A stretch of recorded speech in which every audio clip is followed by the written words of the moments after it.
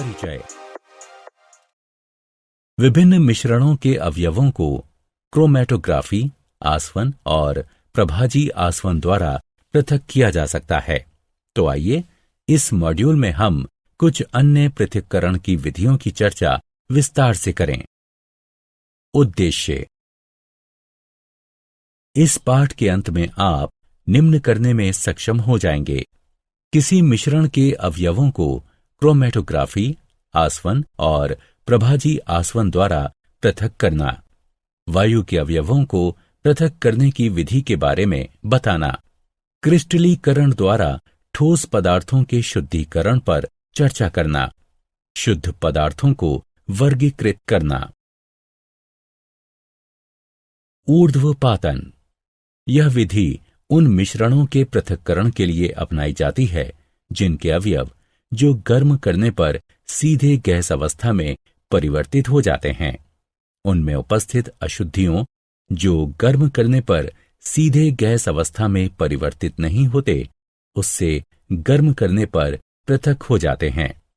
इस चित्र में यदि अमोनियम क्लोराइड और साधारण नमक के मिश्रण को गर्म किया जा रहा है तो अमोनियम क्लोराइड ऊर्ध्वपातित हो जाएगी, जिसका शीतलन करके ठोस रूप में पुनः प्राप्त किया जा सकता है तथा नमक नीचे ही रह जाएगा। क्रोमैटोग्राफी: इस विधि द्वारा किसी द्रव से उसके रंगीन अवयवों को छानक पत्र अथवा सोखता कागज की सहायता से पृथक किया जाता है।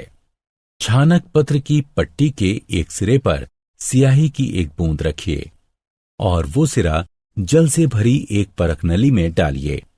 स्याही 2 या 2 से अधिक रंगीन अवयवों का मिश्रण होती है। वह अवयव जो जल में अधिक घुलनशील है, पानी में जल्दी घुलता है और पृथक हो जाता है। आसवन: इस विधि में परस्पर घुलनशील द्रवों को उनके मिश्रण को उबालने के पश्चात उनके वाष्प के शीतलन द्वारा उनको संघनित करके पृथक किया जाता है। साधारण आसवन का प्रयोग उन 2 परस्पर घुलनशील द्रवों को पृथक करने के लिए करते हैं जिनके क्वथनांकों में पर्याप्त अंतर होता है।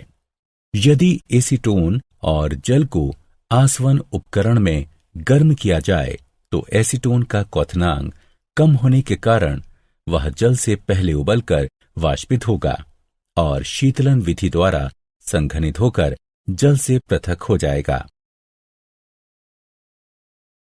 प्रभाजी आसवन: प्रभाजी आसवन का प्रयोग उन 2 परस्पर घुलनशील द्रवों को पृथक करने के लिए किया जाता है जिनके क्वथनांकों में 25 के से कम का अंतर होता है। प्रभाजी आसवन का प्रयोग पेट्रोलियम के अवयवों तथा वायु से विभिन्न गैसों को पृथक करने के लिए किया जाता है। वायु के अवयवों का पृथक्करण: वायु विभिन्न गैसों का मिश्रण है। वायु के अवयवों को प्रभाजी आसवन द्वारा पृथक किया जा सकता है। वायु को दबाव बढ़ाकर और ठंडा करके द्रवित वायु में संपीड़ित कर लेते हैं। इस द्रवित वायु को प्रभाजी आसवन स्तंभ में धीरे धीरे गर्म करते हैं। तब उसके अवयव अलग अलग ऊंचाइयों पर अपने अपने क्वथनांक के अनुसार पृथक हो जाते हैं।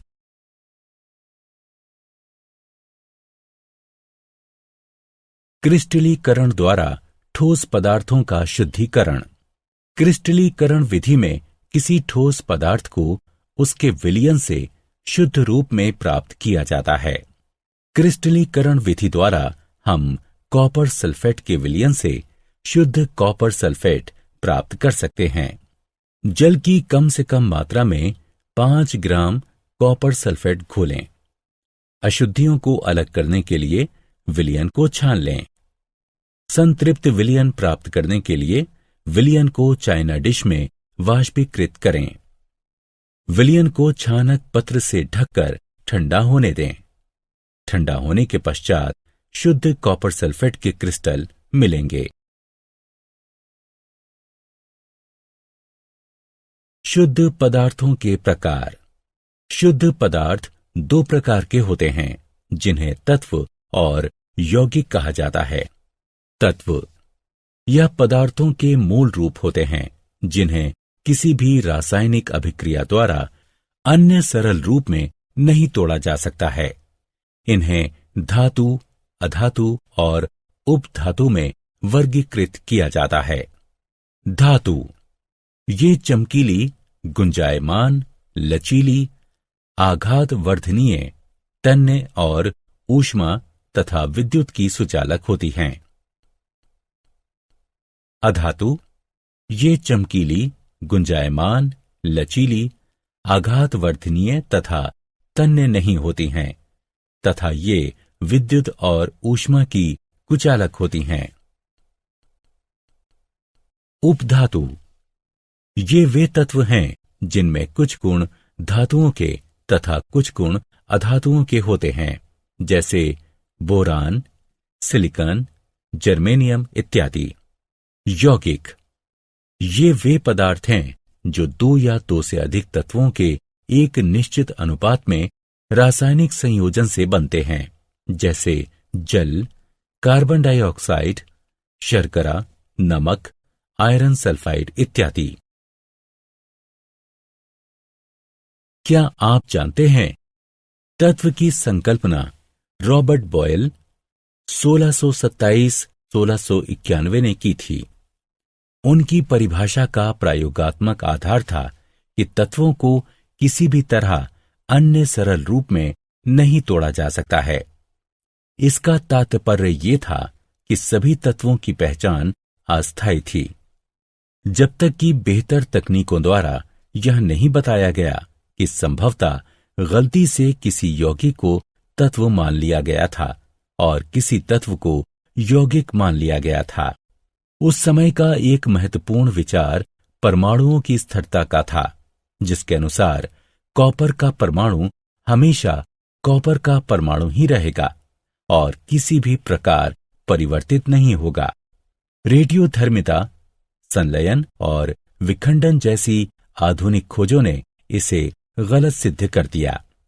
ये विषय भौतिक विज्ञान और रसायन विज्ञान के बीच के हैं और इन्हें आगे की कक्षाओं में पढ़ाया जाएगा। सारांश। आइए हमने जो कुछ सीखा है उसे संक्षेप में दोहराएं। पृथक्करण की सही तकनीक का प्रयोग करके किसी भी मिश्रण से शुद्ध पदार्थों को प्राप्त किया जा सकता है। शुद्ध पदार्थ तत्व अथवा यौगिक हो सकते हैं। तत्व पदार्थों के मूल रूप होते हैं, जिन्हें किसी भी रासायनिक अभिक्रिया द्वारा अन्य सरल रूप में नहीं तोड़ा जा सकता है। यौगिक वे पदार्थ हैं जो दो या दो से अधिक तत्वों के एक निश्चित अनुपात में रासायनिक संयोजन से बनते हैं। यौगिकों के गुणधर्म उन तत्वों के गुणधर्मों से अलग होते हैं जिनसे मिलकर वह बना होता है, जबकि एक मिश्रण के गुणधर्म उन तत्वों और यौगिकों के गुणधर्मों को प्रदर्शित करते हैं जिनसे मिलाकर वह बना होता है।